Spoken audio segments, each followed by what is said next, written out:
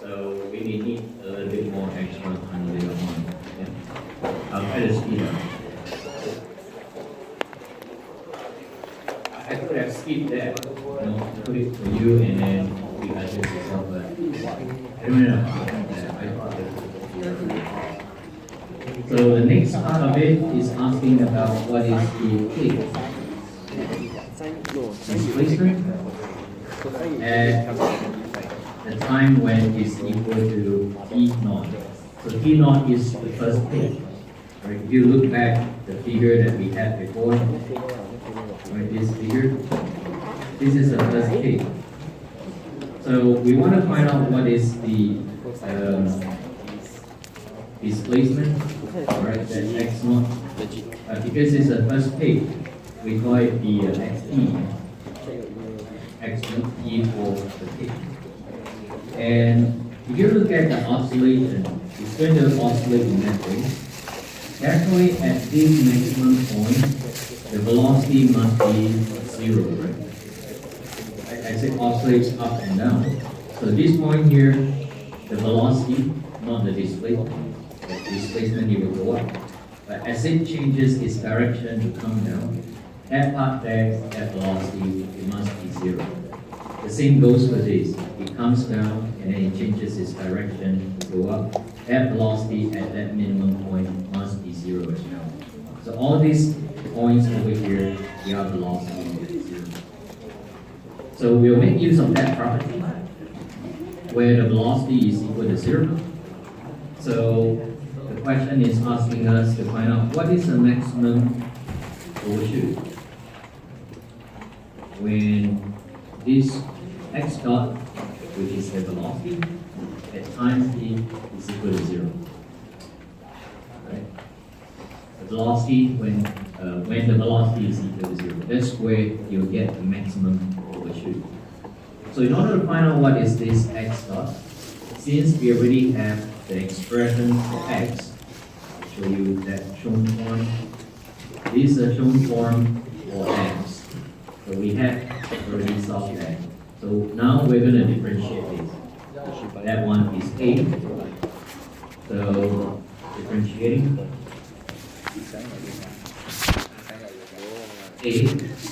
with respect to t. So it's going to be pretty long. I'm going to write down the differentiated form. I sort of walked you through already. It's the equation that needs you to use the product rule. So you will have that v omega d. And what we'll do is to differentiate the exponential form first. So you get minus zeta omega n e to the power minus zeta omega n t. And then the rest of the sinusoidal form would stay. And plus the exponential form would stay. That one we don't differentiate. And then you differentiate that sine term, it becomes cosine omega dt. And then differentiate the inside of it again, you get omega d. So that is the expression for the velocity, x dot. So there's a common factor. Common factor is your e to the power of minus zeta omega n. So I'll bring that one up, and the rest of it I'll just copy it down.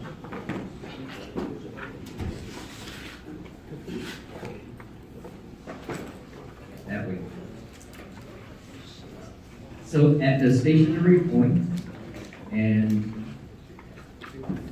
I want you to know that when we say stationary point, that's at a point where the velocity is equal to zero. And you would have heard about this terminology in mathematics. I'm ignoring what your mathematics terminologies were before. So that x dot at time t is equal to zero. What that means is that this whole expression over here, this expression for x dot t, this expression will be equal to zero. So if this whole thing is equal to zero, why equal to zero? Because you want to find out the stationary point. So when this whole thing is equal to 0, that means this part here, where there is a t over here, will become 0. So exponential of a negative something t equal to 0, what would t be? Right, so e to the power this thing equal to 0, what is t? 1. I know. T has to be a really, really large number. In fact, t is infinity. So this is a trivial case. So we don't take this as one of our solutions. That is this part. This part multiplied by the square bracket part. So if it's not this case, then it must be this other case that says that you probably will get some t value if you equate it equal to 0. So that's what we'll do. Zeta omega n sine omega dt will be equal to omega d cosine omega dt. How I get this is just to take the square bracket, equate it equal to 0. This square bracket is the one that's at the top. Just fill it in. Okay? And then you put the negative sign 1 on one side, and then you get this expression. So I have one side here that's sine, the other side here that's cosine. What I can do is to take sine omega dt divided by cosine omega dt, bringing that cosine term to this side, and take the rest of it to the other side, omega d over zeta omega n. And this omega d is omega n square root 1 minus zeta squared. And that omega n will be cancelled. So this part here now becomes tangent omega dt. And that part there will become square root 1 minus zeta squared over zeta. So I can take inverse tangent. I'll get omega dt equal to inverse tangent. And the whole thing square root 1 minus zeta squared divided by zeta. It's minus zeta. So we have already solved what is zeta in the above. So zeta was 0.1802. So I'm going to fill that in. Square root 1 minus 0.1802 squared divided by 0.1802. So this is a part that some students will make a mistake. When you take the trigonometry, this has to be in radians. So in fact, I always tell students before you enter the exam, just make sure that your calculator is all converted into radians. So this in convert in radians for your calculator. So if you press that, then do an inverse tangent, you'll get 1.3896, and obviously in radians units. So if you are able to do that, then this one will get you 3 marks. So in the exam, we have this marking scheme, and we adhere very closely to this marking scheme. So if marks are allocated and you don't write that, then you lose that mark. It's as simple as that. So let me try to find out the rest of it. This omega n and omega d. What are the respective values? So omega n, we have solved it. That was k over capital M plus small m. So that's square root 40 times 10 power 3. That's for the k value. And then the two masses. If you work it out, 4.472 units radians per second. That's for the natural frequency of that beam. And omega d is what we had always been saying. That's this expression. So the omega n, we just round it up, 4.472. And then the zeta, 0.1802. And if we were to solve that, we get 4.399. So some students are worried about this part over here, 4.399. So maybe they'll ask, can I write 4.4 instead of always seemingly 3 decimal places? I'm not particular about that. You can write 4.4, no problem. You can even write more decimal places, but you wouldn't have enough time to figure it. So we can find out the time t. Time t will be taking this omega dt divided by the omega d that you just found.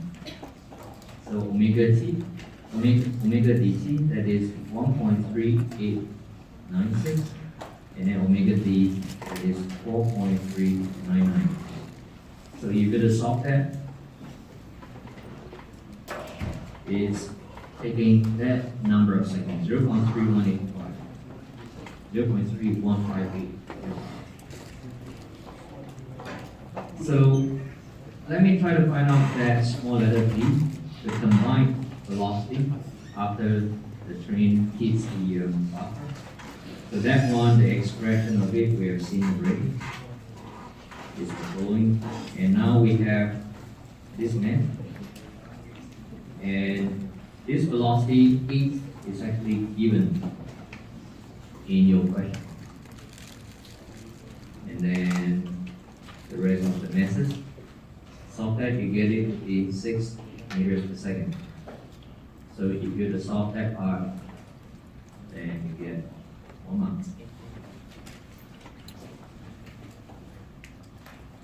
So now we can put everything together. From that equation A, I can find what is my peak value, that peak amplitude, by substituting the time. This is the peak time, 0.3158. So that will be x2, 0.3158. You can now substitute that time into that equation A. So equation A was V over dt minus zeta mu n t sine omega dt. That was that equation that you proved.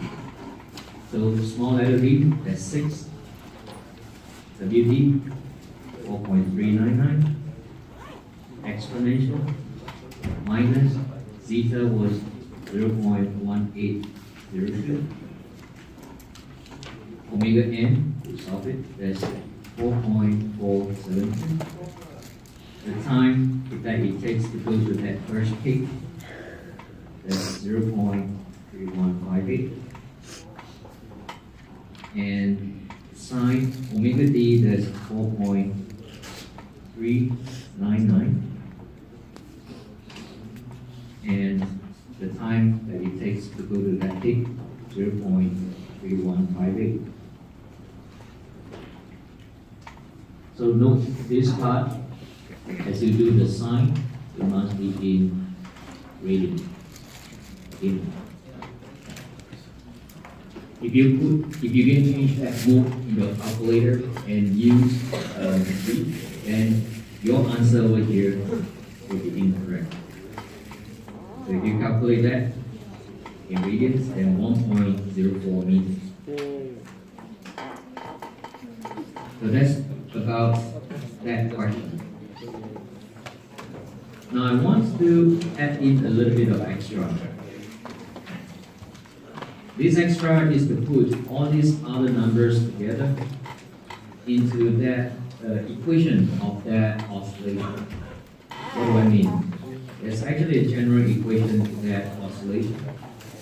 This whole thing over here is actually 1.36394. E to power this whole thing over here, here to here. So that's minus 0.80585, and this one coming in as t because I'm going to find out what is the general expression.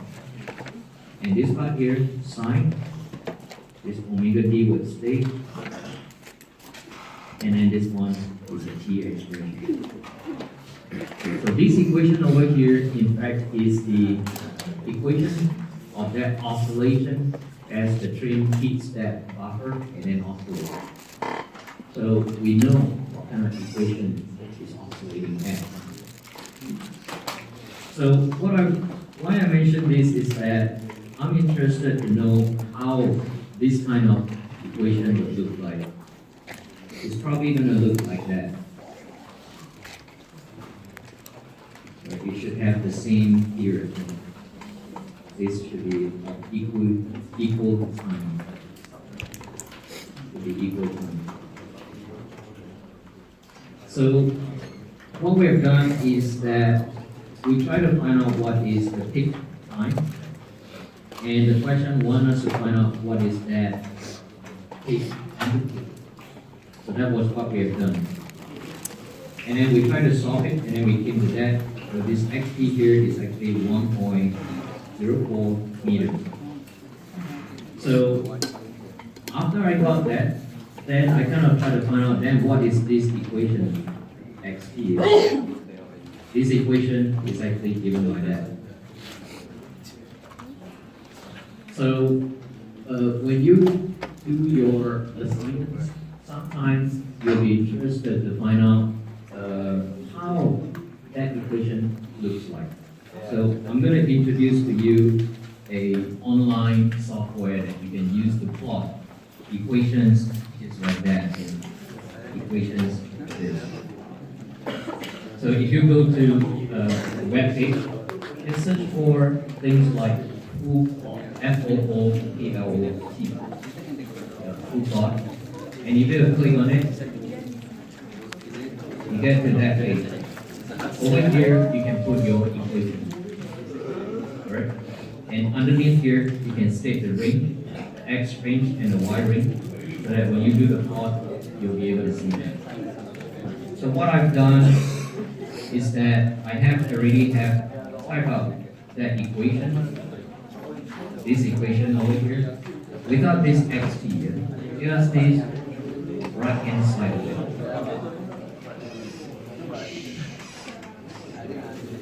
I think I still have it. I'll paste it. Yeah.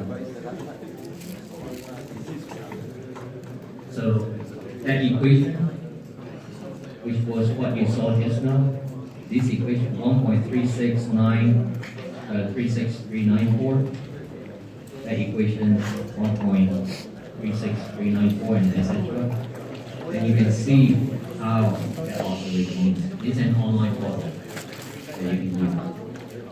Look at the amplitude. That was 1.04, so the correct one. The amount of time that it takes, that is 0.3158, so roughly around here, yeah. So this plot actually plots out the equation. So that is if you want to find out how it actually looks like, that vibration. So that's what I'll introduce to you if you search for full plot.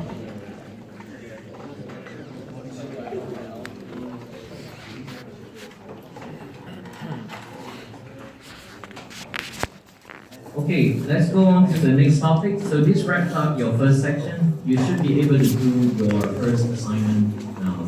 There's not going to be solution or answers given to you for that assignment. There will not be, because you need to form your own study group, help out each other. That's how class will do it. Alright? But we'll have a tutorial session and we'll go through that.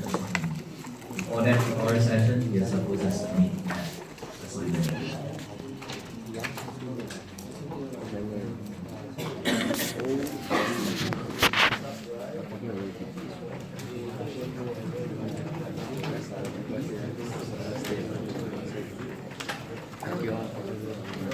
Okay, let's start the content today.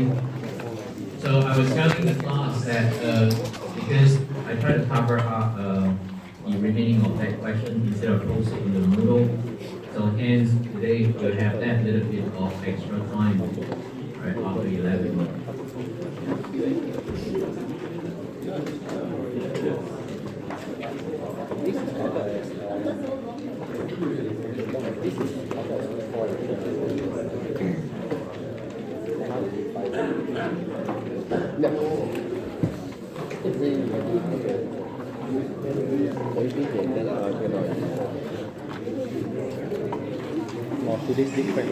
Now you have seen three vibrations already. Yeah, your peers really want to A lot of people get married today. yeah, the peers. Normally the date very nice, right? A lot of people will get married. The Western people. Now the free vibration Do you remember? requires this initial and Like the first 2 years, is the 2009, right? So September that's the where 9th, I right? use About- my hand to pull the spring down Especially that and then I September the release 9th. it. That's where time starts. Sometimes this is just called initial displacement. But we haven't talked about external forces that's going to come in. So let's say if I have that mass, and this is my datum X, that mass is connected to a spring and a damper. That was the system that we have seen so far. Spring, damper, and then the mass. So it can be the other way around if I rotate this 180 degrees. So the mass is hanging from the roof. So whichever case, I'll perturb it and then release it, and then you'll oscillate. This free vibration. Today we're going to introduce an external force. This force, Ft. Now what is Ft? Is the force motion. And for a start, we'll be looking at force motion. That force that we're going to apply is non-oscillatory in nature. So some of you will be asking, hey bro, does that mean later on there's going to be a force that's oscillatory? Yes, that will. Yeah. Later on in your next topic, there will be force that will act that's oscillatory in nature. So some of you will be wondering, hey bro, then what does that mean? Non-oscillatory force. Can you do a demonstration? Yes, I set it up for you right over there. This spring over here, and another similar spring. Alright. So what I have is that this spring here, this is its static position. Right? If I have another spring that's similar, this also is static position. So what I'm going to borrow is someone's key, home key. Do you have a home key? I hope you, yeah, great, I can put it. You got a lot of homes then. So this is what we mean by a static force, external force that you apply to it. So what I'm going to do is to just hang on it. I double check. There's some vibration. Just about there. Wow. Right. Okay. So that's a static force that's applied to it. And since these two springs are the same, this extension bit will come about because of that weight or that mass that we have added. So this entire length is settled position, or what we call the steady state position. This position here is steady state position. So it will oscillate around this steady state position. If time is equal to infinity, then you'll come to this point and settle over here. Right? This one, when time is equal to infinity, then you will settle over here. So what we normally do is to apply perturbing force, and then you can see that it will oscillate. Yeah. So you can see that here. I'll return to you later, so you can go home. So what that means is that this response there's actually a transient response that we'll call. That means it's trying to settle down. That moment where it tries to settle down is a transient response. And this response that we get, there's also the part where after it went through the transient response, then it was settled down. But over here we call it, this is the steady state response. So in all responses, there's always that transient toward a steady state response.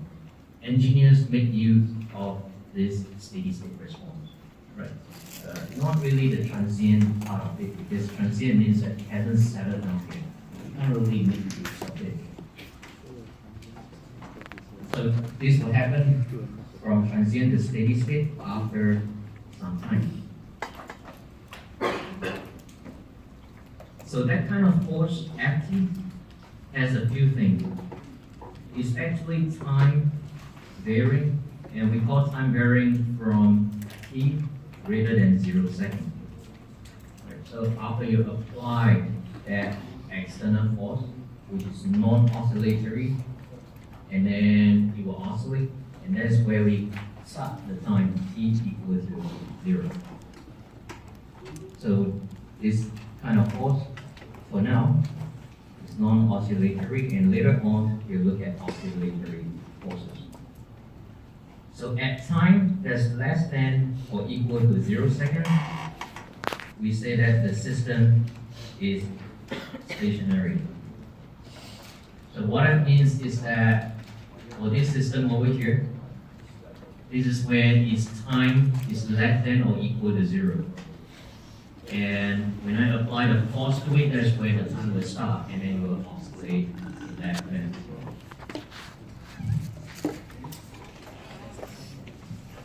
So I can have the free body diagram for this whole thing now. The FBD, free body diagram. So normally what you do is to sketch out. So for the static condition, you will have that free body diagram that's sketched out in the following way. Command. And then you have that K, the sigma, and then the mass mg that's coming down. So note there's no damping forces because this is static condition. So if you once you have that, you sum up all the forces, and then that will be mg minus k sigma equal to 0. Now this is a part that I was saying that over time we'll do lesser and lesser of it. Over time we'll start to do more and more of dynamic condition run into that straight away. So for your dynamic condition,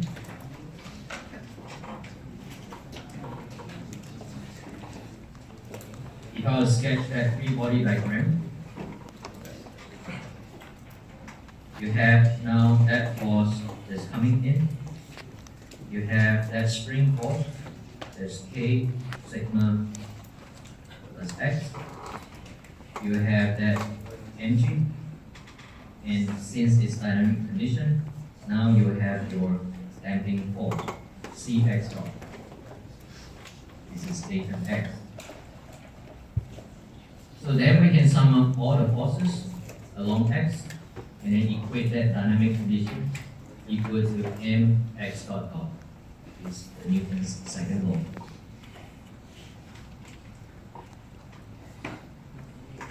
And let's sum up all the forces. You have mg, that's going to be positive because along the direction of x.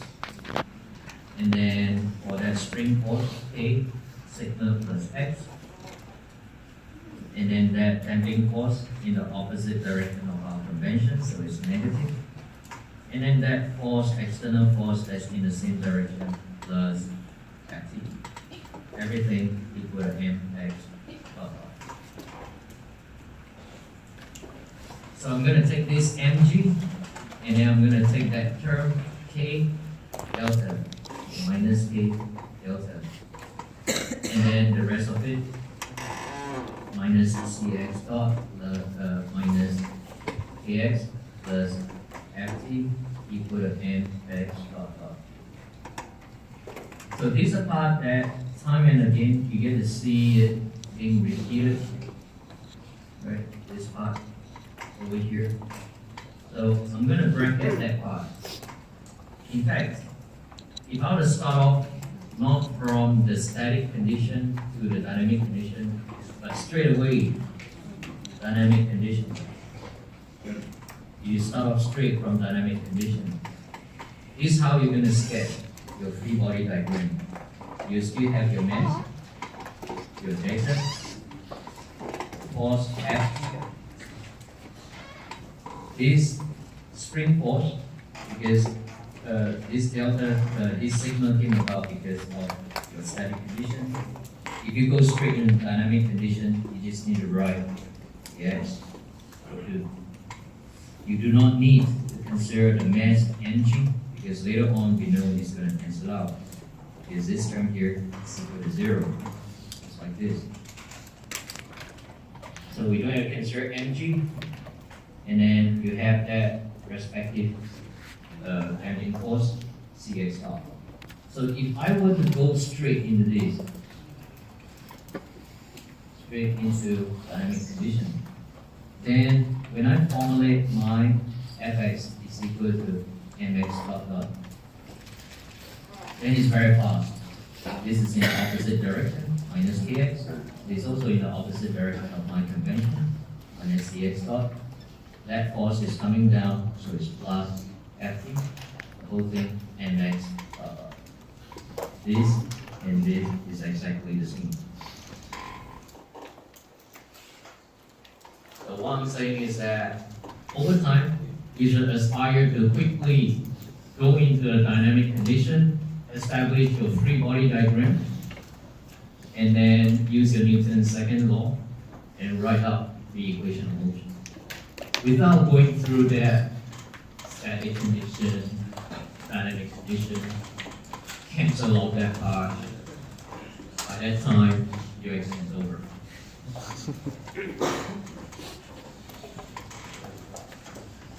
So you still need to know how to develop it from static conditions. You still need to know that, right? Particularly in the topic from now onward, you see lesser and lesser of static condition.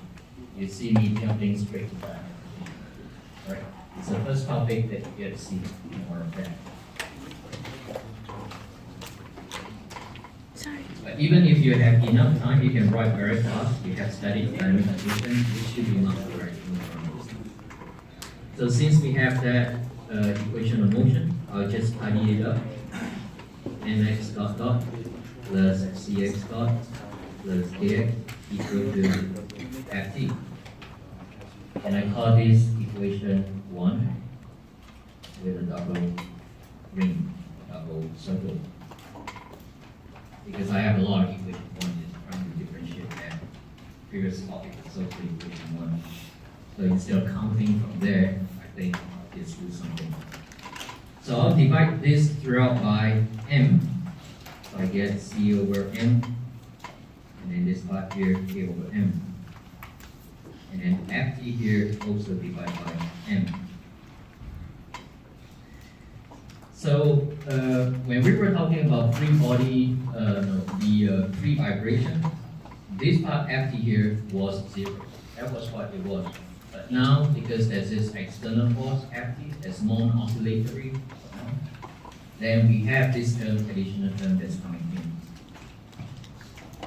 So it still holds that this part here will be equal to omega n squared, and this part here will be equal to 2 zeta omega n.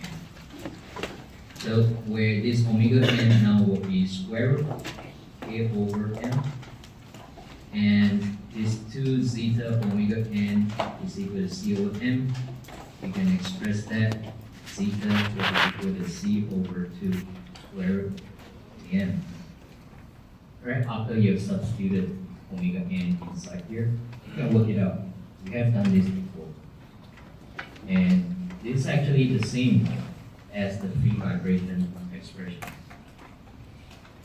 So if I were to sketch this FT, this FT is going to look like that. Maybe I'll use another color.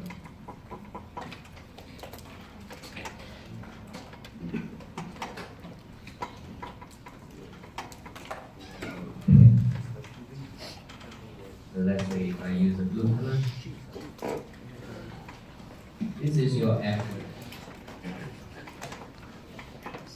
When time goes on, it's just a single non-oscillatory force that fluctuates. It need not be a straight line. Later on, you get to see this force as a ramp that's always increasing. Right? So it depends on the case it's given to do. But what I want to show you is that this is where time equal to 0 is one constant force. How about time that's less than 0? It's actually over here. Right? It's 0 value. So the F-T response is actually this big. But we're only interested when time is greater than 0, that part of it.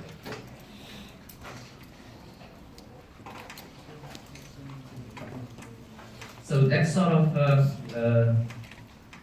second order differential equation where this part is not equal to 0. The analytical solution is still possible. Alright, we can solve that, and later on we'll try to solve that. But that's if your FT is simple. And what do I mean by simple? FT is simple if it is a step function. Later on I'll talk about a step function. This kind of step is actually what it is, a step function. So later on we'll have to look at that. So for FT, that is not a step function, but let's say a complex function of time. And what do I mean by complex function of time? That means this FT is not equal to 10. This value, let's say, is equal to 10. It's not that way, but it has the form FT equal to x plus I y. That's complex function. If FT is that way, then it's actually out of your syllabus. Because numerical solution is required. You need a computer to solve that. And in your exam, we don't plan to give you computers. We also don't think that you can bring in computers. So that set the stage. There's a couple of definitions that I need to go through.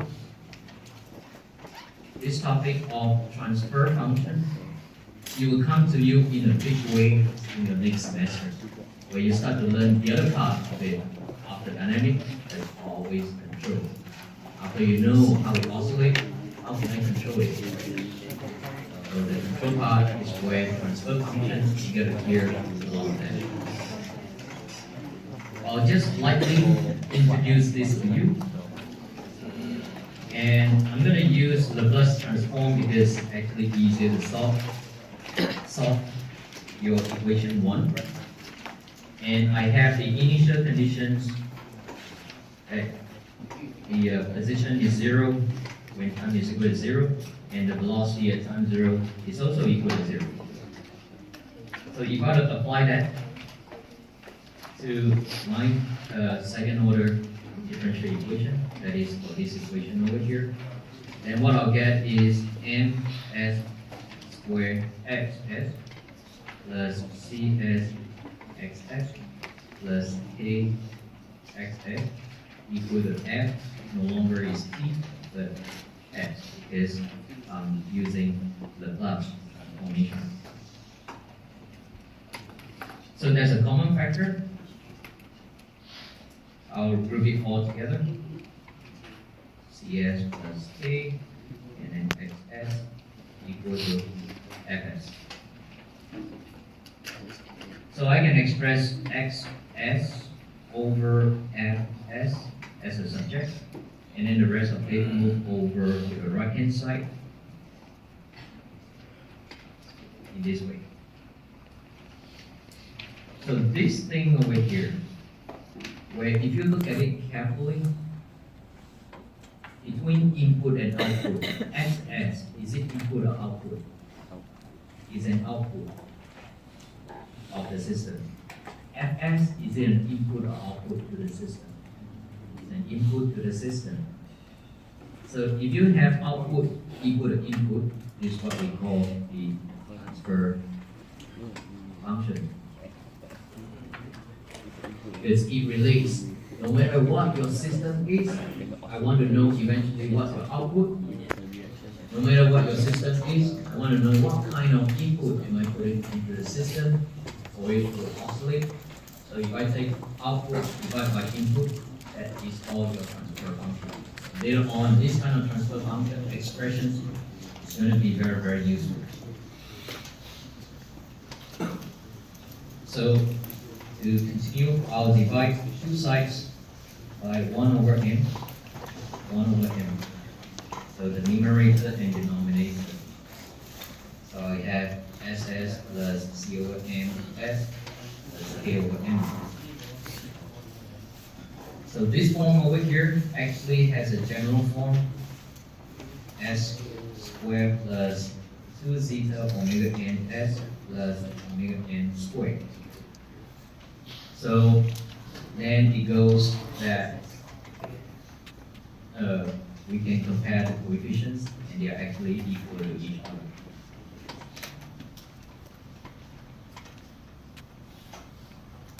So when we talk about transfer function, we can also draw this thing that's called block diagram. You get to hear more of this when it comes to your control part. What you're going to have is that there's going to be an input and an output. So in this case, my input will be Fs and my output will be Xs. So sometimes certain textbooks, they would write down this part here is X not as my output. The O stands for output, and this part here, Xi, will represent the input. Certain textbooks will write in that. This system over here is called GS. So if we know what is GS and Xi, which is your input, then your X naught can become kind of quite intuitive. But how can it be found?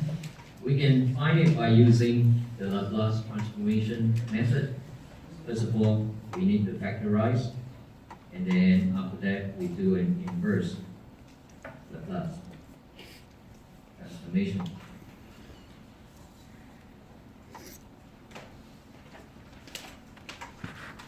In order to determine your X T, your output time response. So this is your time response. So you can see that we are always very interested to find out, you have the oscillation, but what is the equation of that oscillation? We call that equation for oscillation time response.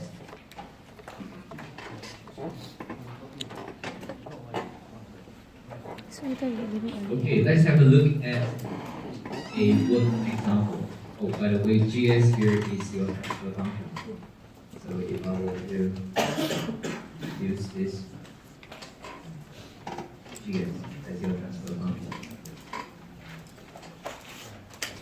Okay, work example 3.1. And I'm going to go over to cut and paste that figure that you can see in your list of work example. I think it's this one. And put it over here.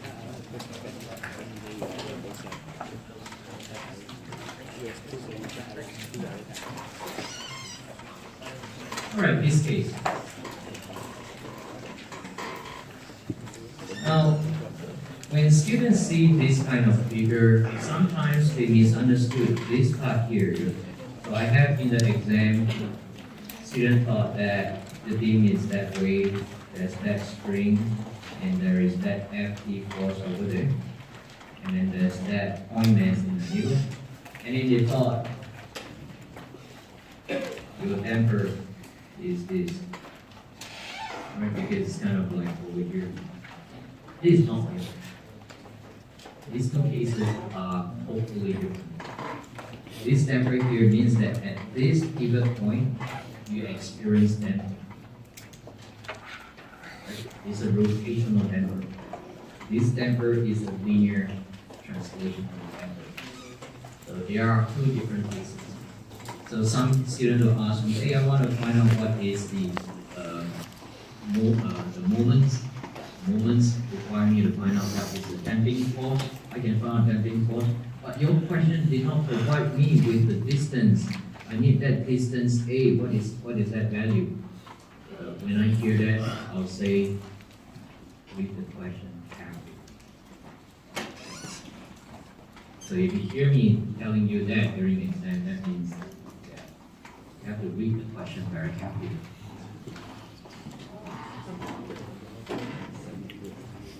So the question actually asks us to find out what is the transfer function here, the transfer function. So in order to find that out, what is the transfer function for a system like that, you would go through your static and then move on to your dynamic condition. So what we are doing is not going to be that. We'll jump straight into your dynamic condition. So you can see how we are